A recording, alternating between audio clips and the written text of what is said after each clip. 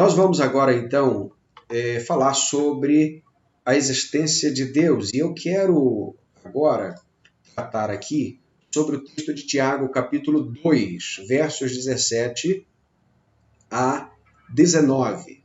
Tiago, capítulo 2, versos 17 a 19.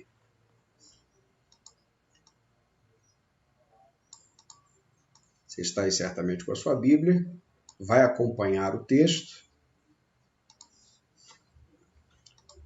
que diz assim: assim também a fé por si mesma é morta, se não tiver obras. Mas alguém dirá: tu tens fé e eu tenho obras. Mostra-me tua fé sem obras, e eu te mostrarei a minha fé por meio das minhas obras. Crês que Deus é um só? Fazes bem, pois os demônios também creem e estremecem. Nosso Deus, obrigado pela tua palavra, e agora nós te pedimos a condução do teu Espírito Santo sobre o nosso coração, para que haja, meu Pai, o entendimento e aplicação desse texto sobre a nossa vida. Abençoa, Deus, a todos os membros da primeira Igreja Batista de Muriaé, mas também a outras pessoas que estão assistindo agora, muitos entristecidos, enlutados, com dificuldades, que essa palavra anime o nosso coração, nós rogamos assim, e que também haja confronto para a nossa vida, em nome de Jesus. Amém. Bom, algumas constatações desse texto aqui, importantes para nós. A primeira, a fé provoca uma ação. Tiago está escrevendo para a igreja, e o que Tiago quer combater nesse momento é que o crente não pode dizer que crê em Deus e essa fé não trazer à tona nenhum tipo de sintoma, nenhum tipo de evidência de que seja viva. Nós estamos num tempo de ter muitas provas. Não é? Hoje, por exemplo, você diz, falei isso ou aquilo. Muito provavelmente, talvez você tenha uma gravação disso. Eu falei com fulano e onde é que está isso? Talvez você tenha mandado um e-mail, talvez você tenha mandado uma mensagem. Rastrear o que você faz não está difícil hoje. Não é? Muita coisa está registrada. E você consegue colocar à prova aquilo que você disse quando você, de fato, traz as evidências à tona. Porém, quando se trata de fé, nós temos poucas evidências em muitos casos. Um crente do Sudão do Sul, falando para um pastor brasileiro, o pastor brasileiro perguntou a ele, será que se houvesse uma grande perseguição no Brasil, os crentes seriam melhores? E a resposta dele foi o seguinte, não, se os crentes no Brasil fossem melhores, haveria uma perseguição. Perceba que o que ele observou é que falta evidências. E eu já disse certa vez que se abatesse realmente uma perseguição no Brasil e em outras partes do mundo, e os cristãos fossem todos presos por causa do Evangelho ou por serem membros de uma igreja local, eu tenho certeza que a maioria seria dispensada por falta de provas. Então ele está com o nome no rol de membros de uma igreja. Mas vamos às evidências. Vamos ver quais foram as últimas pessoas que conheceram Jesus através desse crente. Não tem registro. Já faz aí uns 5 anos, talvez, ou 10, não sei, que alguém não ouve falar de Jesus. Ele não tem uma vida regular de oração. Na agenda dele não tem nada disso. Nas postagens que ele faz, por exemplo, na internet, não tem nada de Deus. Ou seja, começar a vasculhar a vida desse crente, você vai começar a perceber que poucas evidências poderiam ser levantadas em favor da condenação. Isso é um paradoxo, né? Em favor da condenação. Muitos seriam absolvidos por falta de provas. O que Tiago está dizendo é que a fé verdadeira provoca uma ação. A fé verdadeira, ela é viva, ela se move. A segunda constatação é que a fé não vem das obras, mas as obras atestam a fé genuína. Ou seja, se você diz e se alegra que não foi salvo pelas suas obras, você está certíssimo. Porque não foi pelas obras que você foi salvo. Não foi pela sua competência, não foi pela sua performance espiritual, foi pelo sacrifício de Jesus Cristo na cruz. Ponto. Isso está posto. Joia. Porém, o mesmo capítulo de Efésios, que é o capítulo 2, que vai dizer que nós não fomos salvos pelas obras, está aqui, eu vou ler com você agora, se você tem a sua Bíblia na mão, você vai ter acesso a esse texto. Efésios, capítulo 2. Olha aqui.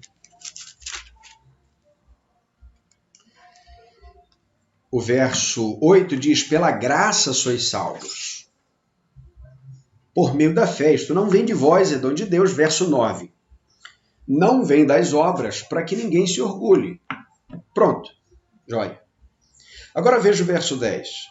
Pois fomos feitos por ele, criados em Cristo Jesus, para as boas obras, previamente preparadas por Deus para que andássemos nelas.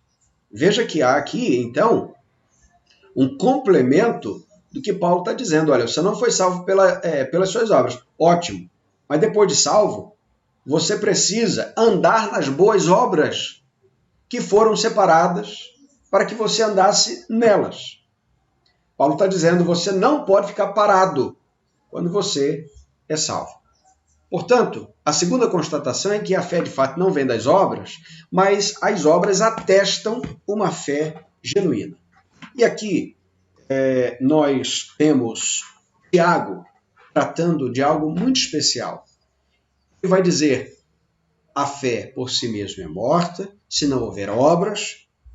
Alguém vai te dizer, tenho fé e eu tenho as obras, mostra a tua fé sem obras e eu te mostraria a minha fé por meio das minhas obras. Agora veja o verso 19. Crês que Deus é um só e ele dá um joia. Fazes bem, que bom. Pois os demônios creem e estremecem. O demônio crê em Deus. Olha aí. Ele tem uma fé enorme. Por quê? Primeiro, o demônio sabe do caráter de Deus. Ele sabe que o que Deus fala vai acontecer mesmo. Então ele tem uma fé danada. Ele não tem dúvida nenhuma que aquilo que Deus prometeu, ele vai cumprir. Pegou? Ele tem fé em Deus porque sabe que Deus existe. E ele tem fé em Deus porque sabe que Deus é um só. Ou seja, a Trindade não são 3 deuses. São 3 pessoas. Então a teologia de Satanás é boa. Nesse sentido. Ele conhece a boa teologia. Ele não pratica. Ele combate. Mas ele sabe. Bom, por que Tiago une a questão de boas obras com a fé dos demônios? Porque ele está dizendo o seguinte, o demônio sabe de tudo que tem que saber, mas na hora que ele pratica, ele só pratica malignidade. O que Tiago está dizendo é, não basta, meu querido, que você saiba que Deus existe. Não basta que você conheça a Escritura. Não basta que você saiba a Bíblia de capa a capa. Você vai provar que você é um cristão de fato, não sabendo que Deus existe e nem crendo nisso, mas vivendo como se de fato ele existisse. Porque você quer matar uma pessoa, não é o caso de Deus, quer matar uma pessoa e viver como se essa pessoa não existisse. Ela está no meio, ela está dentro da sua casa, ela está perto de você, mas você é indiferente. O que a pessoa faz, o que a pessoa fala, não importa. E muitas vezes as pessoas desejam viver assim. E deixa eu lhe dizer, você acha que Deus se agrada mais dos ateus do que uma pessoa que vive como se ele não existisse? Porque por vezes é pior. Que talvez o ateu ainda esteja ali em um estado de confissão de que Deus não existe, embora ele seja um insensato. Mas do outro lado, há aqueles que professam que Deus existe, que é isso mesmo, ele é santo, ele é isso, ele é aquilo, mas na hora de viver a vida é completamente outra. Eu não estou dizendo que nós somos seres angelicais aqui, que todos nós pecamos. Todos nós estamos vivendo debaixo das misericórdias de Deus que se renovam a cada manhã, razão pela qual não somos consumidos. Mas o que eu estou dizendo não é isso. O que eu estou dizendo é que não dá para crer em um Deus que existe. Não dá para crer em seus atributos e viver uma vida distante disso. Viver uma vida como se isso não fosse verdade. Então você tem um ateísmo prático, porque o ateu ele tem uma ideia de que Deus não existe e a vida dele segue o fluxo. Agora, o crente que tem todas as informações e que crê que Deus existe, mas vive como se Deus não existisse, é um ateu na prática. É um ateu funcional, porque ignora Deus. Faz de Deus um guarda-chuva que esquece no próximo destino se olhar para o tempo e não estiver chovendo. É fácil esquecer um guarda-chuva sem chuva. É fácil esquecer de Deus para muitos no tempo da bonança. É fácil esquecer de Deus quando a tua casa está bem. E talvez esse tempo de adversidade que Deus está nos impondo seja para que os crentes parem de viver o ateísmo prático e comecem a viver um teísmo, e não só um teísmo, mas uma adoração a Deus. Porque não basta ser teísta. Teísta é aquele que crê que Deus existe, não é? Mas não necessariamente está servindo a esse Deus. Nós somos cristãos, nós somos o povo da fé, nós somos o povo que trata de parecer-se com Cristo. O que Cristo faria? O que Cristo desenvolveria nesse momento como evidência da fé? E aqui, meu irmão, minha irmã, nós temos uma séria dificuldade de compreender. O que Tiago está trazendo aqui é extremamente importante. Você precisa viver a sua vida cristã de formas que se pareça com Cristo e não com o comportamento dos demônios, porque os demônios creem e estremecem. Então veja que eles creem, eles sabem que Deus existe, eles creem no caráter de Deus, porque aquilo que Deus fala, ele cumpre, e ainda estremecem. Não nos parece que a maioria de nós também estremece. Parece-nos que muitas vezes nós estamos vivendo a vida sem temor. E a Bíblia diz que o temor do Senhor é o princípio da sabedoria. E quando é que você sabe o que fazer e como fazer? Quando você teme a Deus. E quando você vive uma vida como se de fato Deus existisse, porque Ele existe. Imagine um filho que vivesse como se o pai não existisse. Ele não teria de prestar obediência. Um filho de Deus, ele é disciplinado. Por quê? Porque Deus deseja imprimir nesse filho a semelhança consigo mesmo. O autor de Hebreus, no capítulo 12, vai dizer que é visando a santidade que Deus nos disciplina. E é por isso que às vezes Deus nos para. E é por isso que às vezes Deus congela a nossa imagem. É por isso que às vezes você não tem o que fazer, não tem o que trabalhar, não é? Estão todos, por muito tempo, confinados para muitas coisas. Não para tudo, graças a Deus, mas para muitas coisas. A igreja está confinada em casas, não mais no templo. Olha só, que giro de 180. Porque 360 se para no mesmo lugar, né? Veja que giro de 180. Estava todo mundo confinado no templo. Agora ninguém pode ir para o templo. Será que não é um momento que o Senhor esteja nos mostrando que não basta saber que Ele existe, mas que nós proclamemos a sua existência, sobretudo, com uma pregação que condiga com a nossa própria vida? É o que Tiago está dizendo. Você está dizendo que tem fé? Ótimo. Cadê as suas obras? Porque o que ele está dizendo é, o diabo crê, mas ele não tem obras que glorifiquem a Deus. Ele quer glorificar a si mesmo. Ele quer a glória para si. Ele não quer a glória para Deus. Quais são, portanto, as aplicações práticas disso na nossa vida? A primeira, põe a sua fé em ação. Você crê que Deus existe? Então não viva como se Ele não existisse. Esta é uma aplicação direta desse texto. Ponha a sua fé em ação. Por quê? Porque a fé sem obras, ela é morta. Você já imaginou carregar alguma coisa morta com você? Imagine um braço. Ele não funciona. Por que você não está movendo o braço? Não, ele está morto. Primeiro que ele não fica, né? Primeiro que se ele estiver morto, ele vai afetar o corpo todo. Ninguém quer carregar algo morto. Perceba aqui que a fé que nós carregamos, se não for viva, não glorifica a Deus. Uma fé viva é posta em ação. Ela é dinâmica. Ela interage com o nosso comportamento. As nossas decisões precisam, então, levar em conta que há um Deus que é Pai, que cuida de nós, para quem nós prestamos obediência. Então, hoje, eu não estou tentando convencer você que Deus existe, embora a mensagem seja Deus existe. Mas se você quer saber sobre as evidências que Deus existe, há outras mensagens que nós pregamos para isso, né? Pelas quais se confirma a palavra do salmista: diz o insensato em seu coração não a Deus, porque as evidências são gigantes.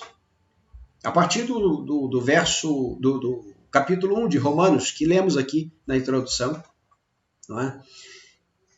Mas não é isso que nós estamos tratando hoje. Assim como nós, na última mensagem, não estávamos tentando fazer com que você cresça na ressurreição de Cristo por causa das evidências A, B ou C.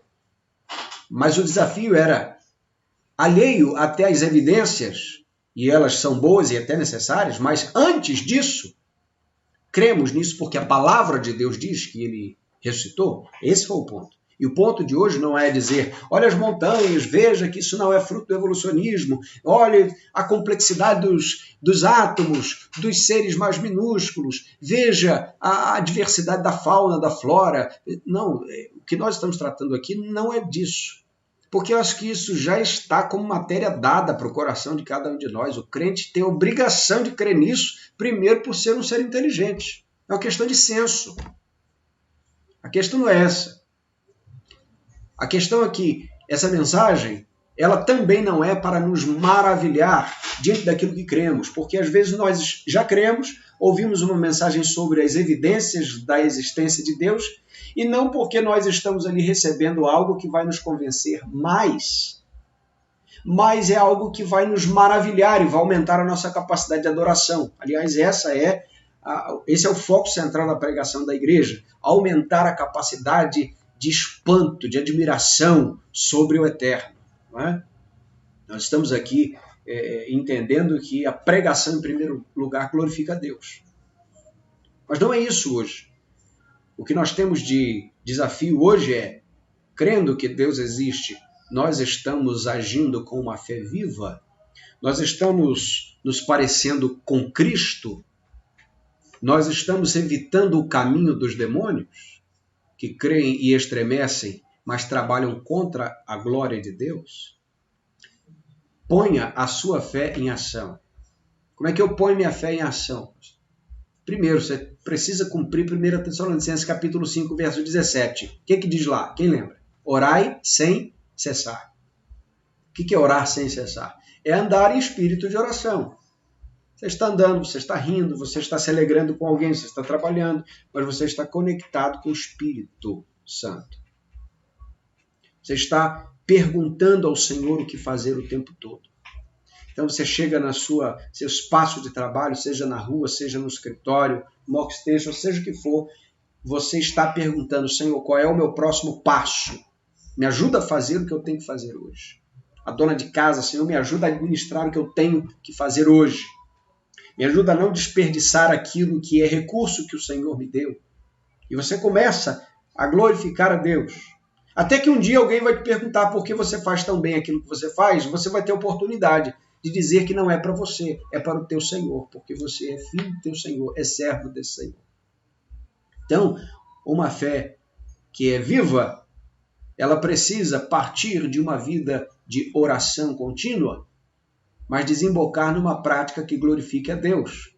A partir do que Paulo diz em 1 Coríntios capítulo 10, verso 31, quer comais, quer bebais, quer façais qualquer outra coisa, fazei tudo para a glória de Deus. Então, não viva como se Deus não existisse. Não tome suas decisões como se Deus não tivesse de tomar por você. E aí, quando eu digo tomar por você, ele te ordenar o que você deve fazer. É isso. Claro que você tem a capacidade volitiva, a capacidade de definir certas coisas, você tem a responsabilidade, inclusive, de fazer isso, mas você não deve deixar, de maneira alguma, que o Espírito de Deus que habita em você fique, de alguma forma, sem ser considerado, porque isso também é adoração. Adoração, muitas vezes, é o senso de reverência de que Deus está presente. E, por vezes, você vai ter de responder a uma pergunta quando a situação for muito difícil. For muito difícil para você como crente. For difícil para perdoar uma pessoa imperdoável. Por exemplo, de ser honesto a todo custo. A pergunta que você tem que responder é: o cordeiro é digno? O cordeiro que foi morto e imolado na cruz é digno? Ao acordar hoje pela manhã, eu preciso responder essa pergunta: o cordeiro ainda é digno? Sempre será, sempre foi. Uma fé em ação nos traz o senso da reverência. Última aplicação, segunda e última. Proclame a existência de Deus com suas palavras e com sua vida. Por que eu digo com suas palavras e com sua vida? Porque tem uma lorota aí que o pessoal conta. Pregue o evangelho se necessário ou se possível use palavras. Meu irmão, o evangelho são palavras escritas. Está aqui, olha. Aqui, ó. Está aqui, ó. Palavra de Deus. Nós fomos chamados para testemunhar da palavra de Deus. E quando eu digo que é palavra escrita, não é porque quem não lê não entende, não. É porque ele vai ouvir. Como ouvirão se não há quem pregue, né? Alguém lê e prega, mas prega o que está escrito. O próprio Deus escreveu lá nos 10 mandamentos, né? Nas tábuas da lei. Perceba que Deus usa a escrita. Deus usa, portanto, a reprodução disso, a fala. Nós não fomos chamados simplesmente para ter um bom comportamento como vizinho. Não é somente isso. Nós estamos falando disso também aqui. Tá? Mas a fé que é viva, que é prática, nos leva a proclamar, a falar. A fé viva nos traz as obras da pregação, de falar para o outro, de dizer para o outro o que é necessário para que sejam salvos. Portanto, proclamar a existência de Deus não só com aquilo que eu prego, mas com aquilo também que é obra da minha vida. Mas não somente isto, mas também pregar. Portanto, esse binômio é inseparável. Deus existe? Bênção. Existe, a gente sabe que ele existe. Mas primeiro, precisamos viver como se ele existisse. Segundo, nós precisamos proclamar essa existência. De que maneira? Como é que se aplica isso? Quando você, primeiro, está aqui, vive como alguém que crê. Segundo, prega o que crê. Muitas pessoas creem num Deus que existe, ou que existe Deus, mas creem numa caricatura de Deus. E deixa eu dizer, por que a gente tem a palavra de Deus? Por que nós temos aqui a palavra de Deus? Porque a palavra de Deus nos informa não só que Deus existe, mas quem Ele é e como deve ser adorado. Idolatria não é só adorar outros deuses. Você sabia disso? Idolatria é adorar uma falsa imagem de Deus. E longe de Deus, você tem uma falsa... E longe da palavra de Deus, você tem uma falsa imagem dele. Por exemplo, se você só está consumindo coaching, se você só está consumindo conselho de internet, e aqui tem muitos que são bons, estou dizendo nessa categoria aí, não é? Do 3 passos para aquilo, 3 passos para qualquer coisa. Se você está consumindo uma mensagem terceirizada o tempo todo, o que acontece é que a sua visão sobre Deus é que ele pode ser um guru para você, ele pode ser um Papai Noel que te dá o que você precisa, ele pode ser um criado, porque você determina, ele obedece. A sua visão sobre Deus pode ser um Deus limitado, que está ali, como diz o teísmo aberto. Não é teísmo, mas não é um teísmo cristão, que diz que Deus está coadjuvando na história, porque ele não age soberanamente. É um Deus que está sofrendo ali, porque ele não sabe o que fazer, o que vai acontecer na história. Ele está junto, meu irmão, minha irmã. O Cordeiro é digno de abrir os selos, não é? Ou seja, o Apocalipse está dizendo que o Senhor conhece a história do início ao fim. Nós não cremos num Deus limitado pela história, porque a história é tempo. Portanto, o que nós estamos tratando hoje aqui é que nós devemos, de fato, viver a existência de Deus e manifestar essa existência de Deus a outros com a pregação. E você vai ter uma visão correta sobre Deus quando você se aproximar da Escritura. Quando você começar a ler com prudência e com responsabilidade. E quando você começar a ouvir a palavra de Deus, sabendo quem Deus é. E hoje eu sei um pouco mais sobre Deus, então posso adorá-lo melhor, posso orar melhor. Amanhã eu ouço mais, amanhã eu aprendo mais, amanhã eu busco mais. E eu posso então buscar todos os dias e conhecê-lo melhor. Deus existe? Eu e você sabemos. Vivamos, então, essa realidade. E não vivamos como se ele não existisse. Que Deus nos abençoe nessa manhã, em nome de Jesus. Amém? Amém. Vamos orar. Nosso Pai, obrigado pela Tua palavra.